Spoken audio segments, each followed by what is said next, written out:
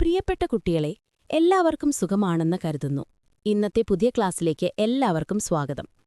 ഇന്ന് നമ്മൾ ചർച്ച ചെയ്യാൻ പോകുന്ന ഇൻ ദ ആറ്റിക് എന്ന കഥ പോളിഷ് പിയാനിസ്റ്റും സംഗീത സംവിധായകനുമായ വ്ളാഡിസ്ലാവ് സ്പിൽമാന്റെ ജീവിതത്തെക്കുറിച്ചുള്ളതാണ്. രണ്ടാം ലോക മഹായുദ്ധകാലത്ത് ഒരു ജൂതനായ അദ്ദേഹം അനുഭവിച്ച കഷ്ടപ്പാടുകളും അതിജീവനവുമാണ് ഈ കഥയുടെ ഇതിവൃത്തം.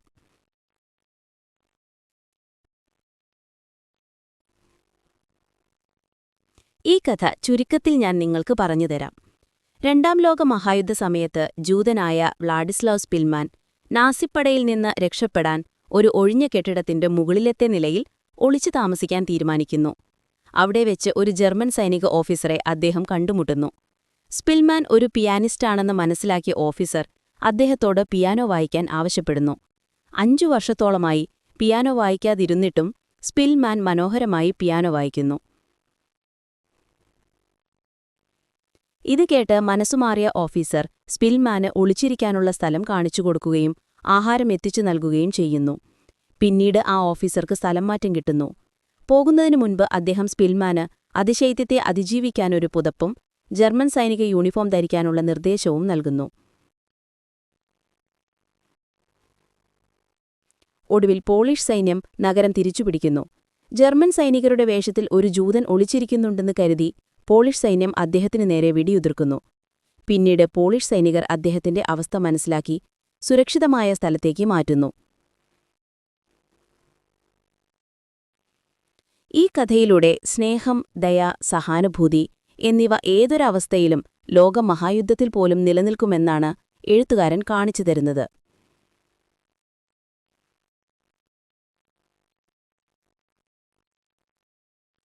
കഥയെക്കുറിച്ച് പറയുകയാണെങ്കിൽ, വ്ളാഡിസ്ലാവ് സ്പിൽമാൻ എഴുതിയ ഓർമ്മക്കുറിപ്പാണ് ഇൻ ദ ആറ്റിക്. ഇത് ദ പിയാനിസ്റ്റ് എന്ന അദ്ദേഹത്തിന്റെ പുസ്തകത്തിൽ നിന്നുള്ള ഒരു ഭാഗമാണ്. രണ്ടാം ലോക മഹായുദ്ധകാലത്ത് വാർസോവിൽ ഒരു ജൂതനായിരുന്ന അദ്ദേഹം അനുഭവിച്ച കഷ്ടപ്പാടുകളാണ് ഇതിലെ പ്രധാന വിഷയം. അതിജീവനത്തിന്റെ കഥ. ഈ കഥ സ്പിൽമാന്റെ അതിജീവനത്തിന്റെയും കഠിനമായ ദുരിതങ്ങളുടെയും ഒരു സാക്ഷ്യപത്രമാണ്.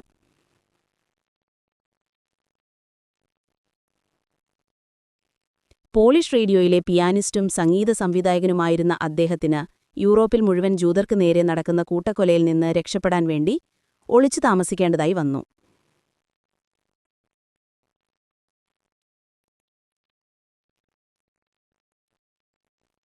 മാനുഷിക ബന്ധങ്ങൾ. ഈ കഥയിലെ ഏറ്റവും പ്രധാനപ്പെട്ട ഒരു ഭാഗം സ്പിൽമാനും ജർമ്മൻ ഓഫീസറും തമ്മിലുള്ള ബന്ധമാണ്.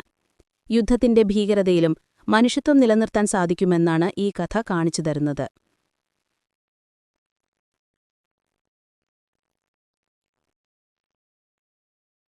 സ്പിൽമാന്റെ സംഗീതത്തിലുള്ള കഴിവാണ് അവർക്കിടയിലുള്ള സൗഹൃദത്തിന് വഴിയൊരുക്കിയത്. ആശയവിനിമയം.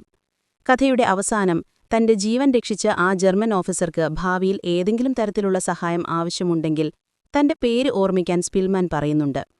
ഇത് അവർക്കിടയിലുള്ള വിശ്വാസത്തെയും നന്ദിയെയും സൂചിപ്പിക്കുന്നു.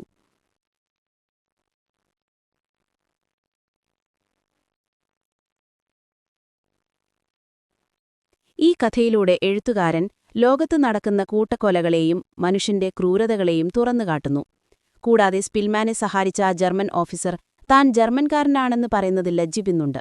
ഇത് യുദ്ധത്തിന്റെ ഇരുളിലും നല്ല മനുഷ്യരുണ്ടെന്ന് കാണിച്ചു തരുന്നു.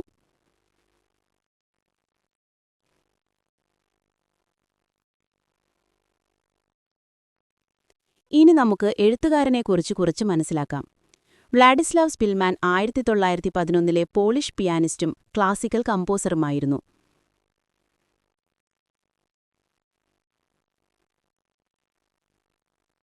പ്രധാന കൃതി. അദ്ദേഹത്തിന്റെ ജീവിതാനുഭവങ്ങളെ അടിസ്ഥാനമാക്കിയുള്ള ഓർമ്മക്കുറിപ്പായ ദ പിയാനിസ്റ്റ് 1946 പ്രസിദ്ധീകരിച്ചു.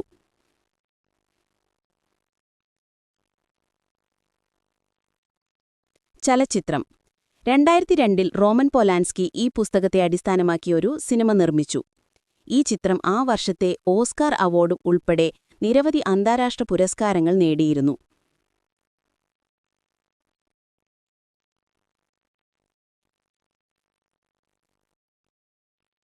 സംഗീത സംഭാവനകൾ.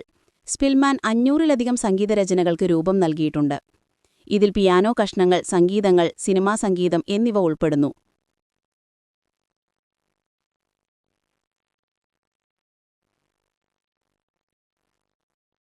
മരണം.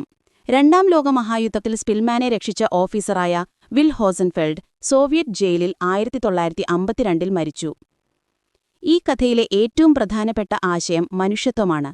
അതിജീവനത്തിനായുള്ള പോരാട്ടത്തിൽ പോലും സ്നേഹവും ദയയും നിലനിർത്താൻ കഴിയുമെന്നാണ് ഈ കഥ പഠിപ്പിക്കുന്നത്.